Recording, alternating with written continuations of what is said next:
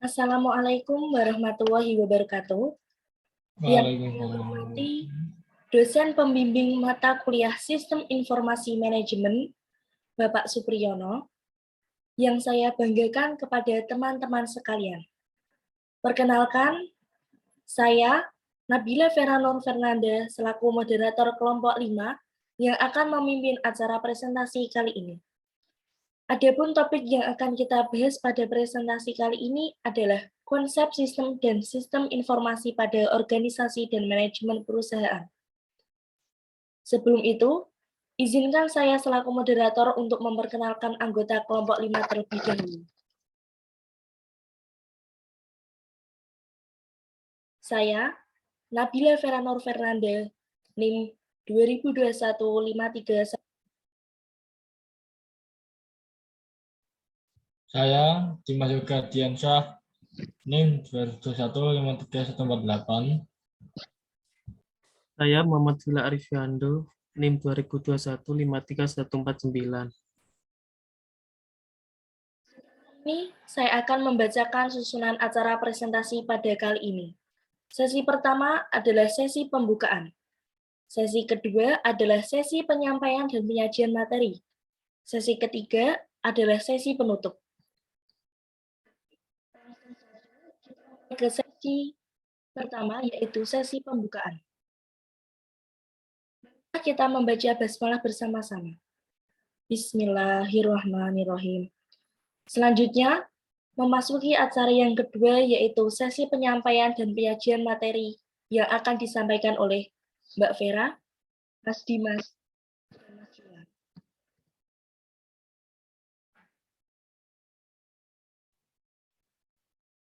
Definisi sistem. Sistem adalah sekumpulan elemen yang saling berkaitan dan saling mempengaruhi dalam melakukan kegiatan bersama untuk mencapai suatu tujuan. Subsistem adalah sistem di dalam suatu di mana sistem berada pada lebih dari satu tingkat. Suatu sistem adalah bagian dari sistem yang lebih besar.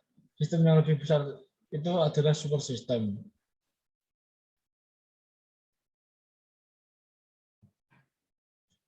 Karakteristik sistem. Yang pertama, dibuat berdasarkan arah perencanaan yang panjang.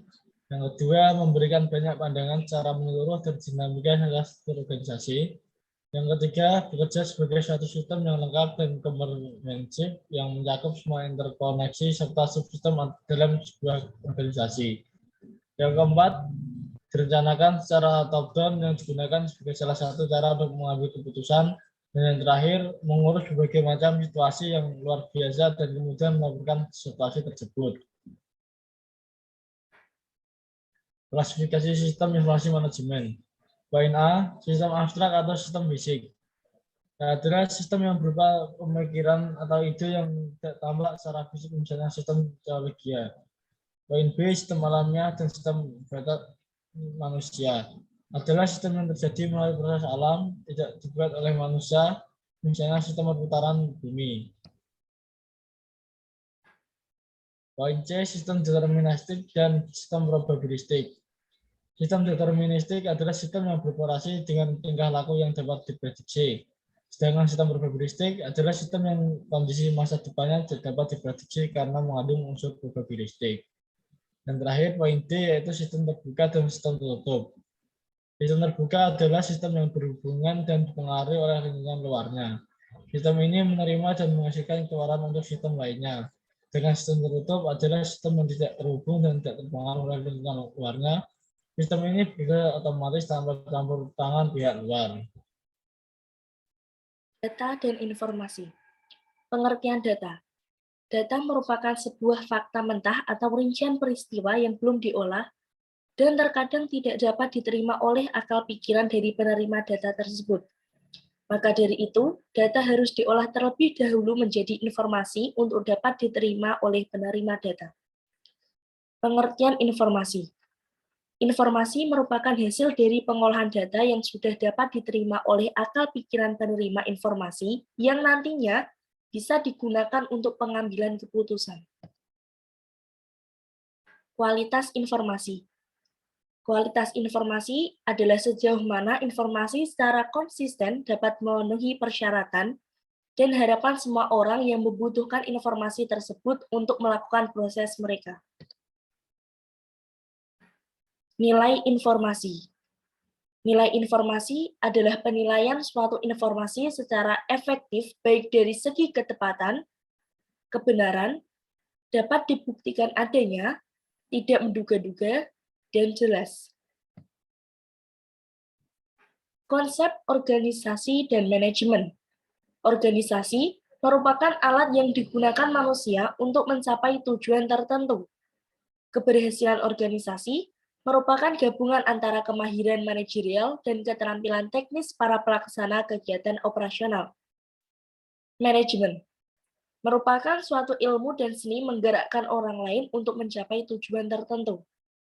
Manajemen diibaratkan sebagai darah yang mengalir pada tubuh manusia, yang penerapannya sangat situasional tergantung dari situasi dan kondisi, serta kekhasan dari organisasi yang memakainya. Kesimpulan, sistem informasi manajemen adalah serangkaian subsistem informasi berbasis komputer yang menyeluruh dan terkoordinasi, sehingga menjadi informasi lewat serangkaian cara guna meningkatkan produktivitas yang kegiatannya meliputi perencanaan, kemudian diimplementasikan melakukan pengendalian dan tentunya juga dilakukan pengambilan keputusan.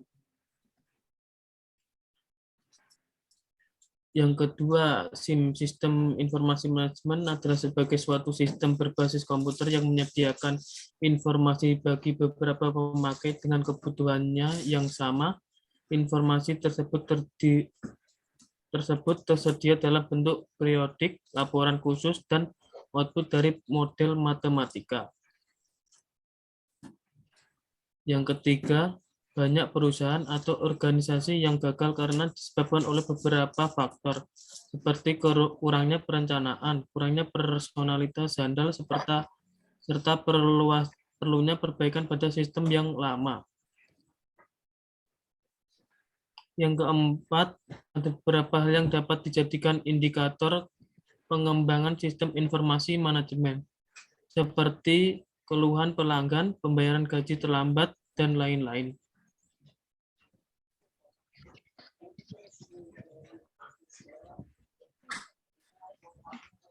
Materi.